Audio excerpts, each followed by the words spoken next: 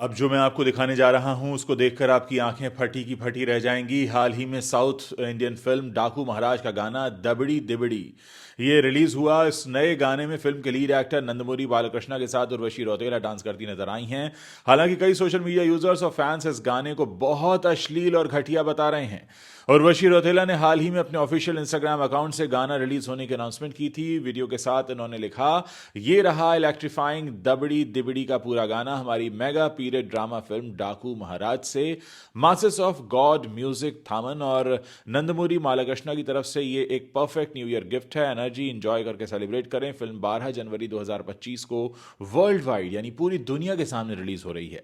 गाना रिलीज होते ही कई यूजर्स गाने की कोरियोग्राफी और डांस स्टेप्स देखकर काफी भड़के हुए हैं। एक यूजर ने भड़क कर लिखा, बीते कुछ समय में देखी गई सबसे घटिया कोरियोग्राफी। दूसरे यूजर ने लिखा, कितनी बुरी कोरियोग्राफी है। और कुछ ने यह भी लिखा कि कितने बेकार स्टेप्स हैं और कोरियोग्राफी बहुत ही गंदी तरह की है। सोशल मीडिया प्लेटफॉर्म एक्स पर एक यूजर ने गाने का वीडियो शेयर करते हुए लिखा, दुनिया में मैंने ये क्या देख लिया, एक बड़ी उम्र का आदमी उस लड़की के साथ भद्दा डांस कर रहा है जो उसकी बेटी भी हो सकती थी। ऐसे जीनियस कोरियोग्राफी के आइडियाज कैसे आते हैं और क्यों हीरोज ऐसा करने के लिए राजी हो जाते हैं, ये बहुत ही घटिया है। कुछ ने यह भी लिखा कि बहुत ही क्रिंज है। तो कुल मिलाकर जब हम बात हमारे देश की करते हैं, भारत की करते हैं, हम कहते हैं हम कला प्रधान हैं, तो इस तरीके के भद्दे डांस क्यों आते हैं। अपने को स्टार नंदमुरी बालकृष्णा से एज गैप पर उर्वशी रौतेला का बयान भी सामने आ गया है। कुछ समय पहले उन्होंने आई दीवा से बातचीत के दौरान नंदमुरी बालकृष्णा और उनके उम्र के बीच जो अंतर है उसके बारे में जब सवाल किया तो उन्होंने कहा कि हाँ कोई बात नहीं, अच्छा है अगर ये एज गैप है तो। और आपको बता दें कि जो फिल्म है डाकू महाराज ये 12 जनवरी को रिलीज होगी। फिल्म में नंदमुरी बालकृष्णा और उर्वशी रौतेला, बॉबी देओल भी हैं, दुलकर सलमान भी हैं। लेकिन सवाल ये है कि इस तरह के गंदे और भद्दे डांस स्टेप्स इसमें क्यों डाले गए हैं। क्या अब साउथ इंडियन सिनेमा भी उन्हीं गंदे तरीकों का सहारा ले रहा है जिन गंदे तरीकों का सहारा अक्सर वो फिल्म इंडस्ट्री के लोग लिया करते हैं जिनके पास कहानी कहने के लिए कुछ नहीं होता। आप खुद देख सकते हैं कितना भद्दा और कितना अश्लील ये डांस लग रहा है। इसको किस तरीके से फिल्माया गया होगा, उर्वशी रौतेला को क्या ब्रीफिंग दी गई होगी, और इस गाने को तैयार करते समय उस फिल्म के डायरेक्टर के मन में क्या रहा होगा। देखिए दोस्तों, जब भी कोई डांस, कोई गाना, कोई भी एक एक ऐसा कंटेंट आपके सामने लाया जाता है उसकी तैयारियां बहुत पहले से होती हैं। सबसे पहले तो ये तय होता है कि हम इसमें दिखाना क्या चाह रहे हैं, हम अपने दर्शकों को संदेश क्या दे रहे हैं। साथ ही ये भी समझने की कोशिश होती है कि क्या इस कहानी में इसकी रिक्वायरमेंट है या नहीं। अब अगर इस तरीके का गाना फिल्म की रिलीज से चंद दिनों पहले लोगों के सामने परोसा जाता है, इसको बताने का मतलब ये है कि उस फिल्म में ऐसा कुछ खास है नहीं।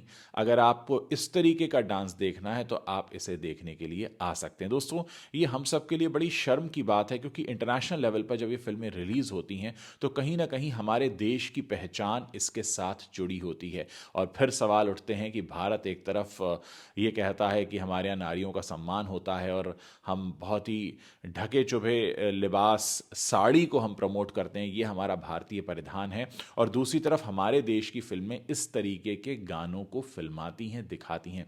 दोस्तों, ये लगभग एक ऐसा गाना आप समझ सकते हैं कि पॉर्न कैटेगरी में ही बहुत सारे लोगों ने कहा है कि इसको रखना चाहिए क्योंकि जिस तरीके के बॉडी मूव्स हो रहे हैं ये अपने आप में ये बहुत ज़्यादा भद्दे हैं। और स्त्री 2 में भी एक इस तरह का गाना था, तमन्ना भाटिया पर फिल्माया गया था, उसको लेकर भी लोगों ने काफ़ी बवाल किया था। लेकिन इसके डांस स्टेप्स जो हैं ये उस गाने को भी अब पीछे छोड़ चुके हैं और इतने भद्दे डांस के बारे में इस समय कहीं पर बात भी नहीं हो रही है क्योंकि आजकल हमने ये मानकर हम लोग चलने लगे हैं कि इस तरीके के गाने आएंगे, लोग देखेंगे और आगे बढ़ जाएंगे। लेकिन बहुत हैरत की बात होती है यहाँ पर कि इस तरीके के गाने को सेंसर पास भी कर देता है। ऐसे गाने टीवी पर भी चलते हैं, ऐसे गाने बच्चों की अप्रोच में भी होते हैं। तो हम क्या किसी भी तरीके की कोई नैतिक जिम्मेदारी नहीं लेना चाहते हैं? क्या हम किसी तरीके की कोई मॉरल रिस्पॉन्सिबिलिटी नहीं लेना चाहते हैं जो इस तरीके के डांस मूव्स हमारे जो कोरियोग्राफर्स हैं वो तैयार कर रहे हैं? यानी जैसा मैंने आपको इस वीडियो में पहले ही बताया कि कोई भी एक आर्टिस्टिक पीस जब तैयार होता है तो उसकी बाकायदा एक ब्रीफिंग होती है कि हम इसमें क्या दिखाएंगे, कैसे फिल्माया जाएगा, जाएगा, इसका संदेश क्या जा रहा है, मैसेज क्या जा रहा है, कहानी में इसकी ज़रूरत क्यों है और कैसे ये हमारे कंटेंट को फ़ायदा देगा।